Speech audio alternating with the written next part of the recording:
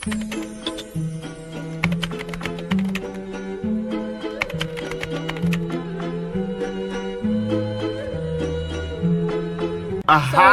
Guys, तर आता आम्ही आलो अंबाजोगाईमध्ये आणि आता वाजलेत सकाळचे 7.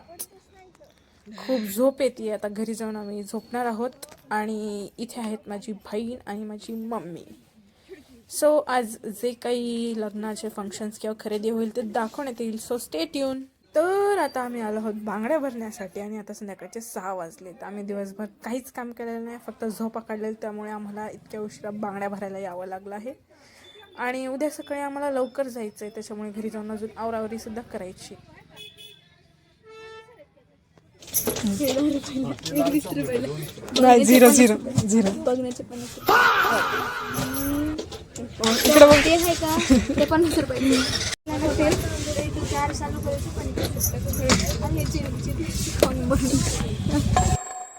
Hi guys.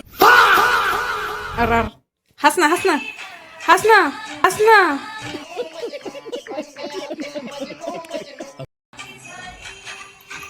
हाय गाईज, 7 वाजले. आम्ही जातोय नागपूरला. हे बघा, जसं की तुम्ही बघू शकता आमची सगळी तयारी झालेली आहे आणि आम्ही आता थोड्याच वेळात निघणार आहोत नागपूरला. त्या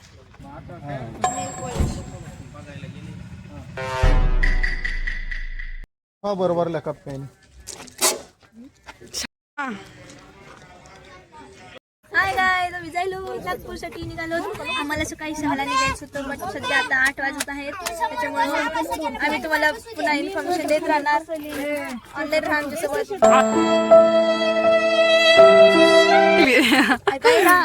आमच्यासोबतच राहा, तुम्ही कुठे जाऊ नका.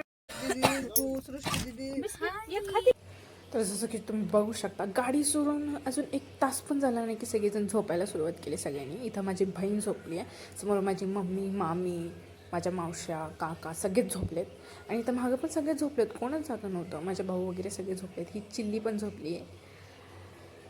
सो आता हळूहळू करून एक जण उठतील आणि आम्हाला परभणीला माझ्या मावशीच्या इथे उतरायचं आहे. माझी 3री मावशी आहे ती.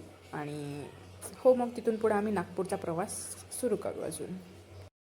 सो तर गाईज, आता तुम्ही बघू शकता आम्ही इथं आहोत परभणीमध्ये आणि आता सगळ्यांचे जेवण वगैरे झाले. तर सगळ्यांनी चहा वगैरे पिऊन परत आता बसमध्ये बसणार आहे आणि पुढचा प्रवास सुरू.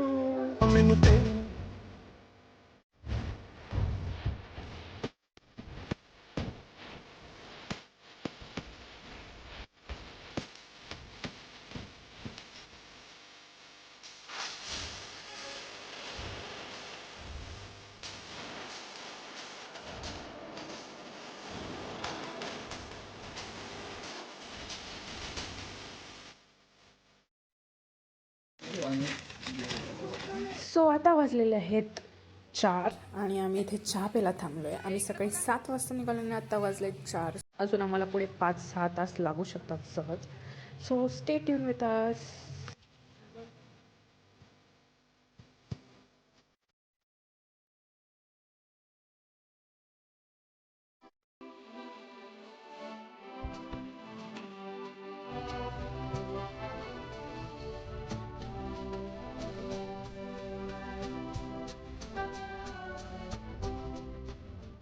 तर आता वाजले आहेत 10 आणि आम्ही नागपूरला आलो आहोत.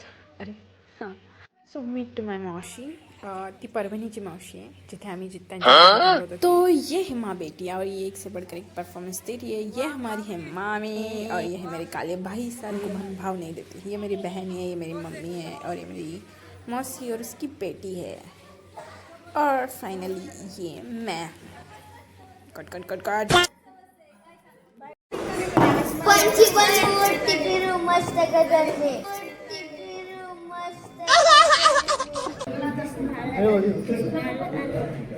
जबरदस्त. मला कधी कृष्ण बनवत नव्हते. तुला कुठे कृष्ण तुझा पोरगोगिरी का? मैं गाली नहीं दे सकता. नहीं, गाली नहीं देना. फैमिली देखती है, वरना मैं ऐसे गाली दूं, ऐसे गाली दूं ना, जिंदगी भर याद रखें ये बड़े. काय नाही, हिचा एक ते रक्षाबंधनचा फोटो मी असा डोक्यावर ठेवला. ते ना तुझा अंजली सकाळ दाखवलं कृष्ण हिला कृष्ण म्हणलं होतं का? मला कृष्ण बनवतो. लय रडला होता कोणी रडायला. आणि इकडून ते असं दात पण बसवले दात पण. ते नव्हते ते दात. हे बघ ह्याच्यात बघ ह्याच्यात आता नाही खाल्लं. बघ तुझ्यासाठी हा, बघ बघ माग मारवाडी माग बघ ना तुझ्यासाठी. मारवाडी. ए चार रे बाई. अरे वे जीव कसा होतो ह्याचा. कोण आहे इकडे. बघ बघ सगळे फोटो बघ सगळे. त्याच्यात काहीच नाहीये. मी हाईटचं खोलून देतो. तर नंतर आम्ही जेवण वगैरे करून रूम्सवरती गेलो आणि कपडे वगैरे चेंज केले, आवरून घेतलं. आम्ही सातच आवरलं होतं कारण रात्रीचे 10:30 वाजले असतील आणि आम्हाला आवरून परत भाभीच्या क्वार्टरवरती जायला आम्हाला साधारणतः 11:30 झाले असतील. सो काय नाही, मग पटकन हळदीचा कार्यक्रम करून घ्यायचा होता, त्याच्यामुळे आम्ही पटपट आवरलं आणि नंतर आम्ही भाभीच्या क्वार्टरवरती गेलो. आम्ही हॉल वगैरे बुक केला नव्हता, आम्ही साधंच क्वार्टरवरती केलं कारण इनफ होतं. आम्ही कमी माणसं होतो त्याच्यामुळे ठीक होतं सगळं आणि खूप छान होतं.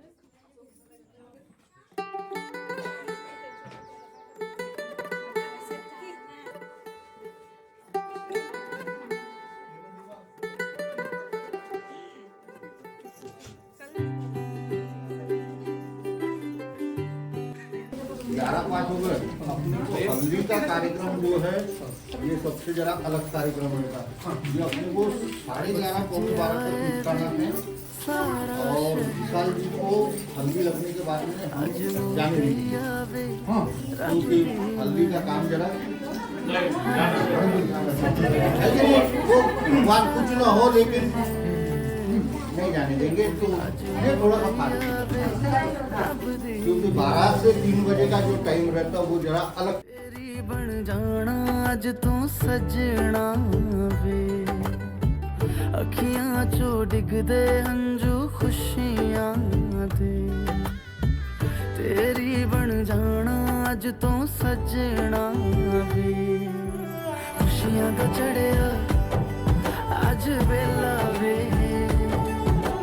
सारे आने नचना सारे आने गाना वे खुशियां दा चढ़िया अज वेला वे सारे आने नचना सारे आने गाना वे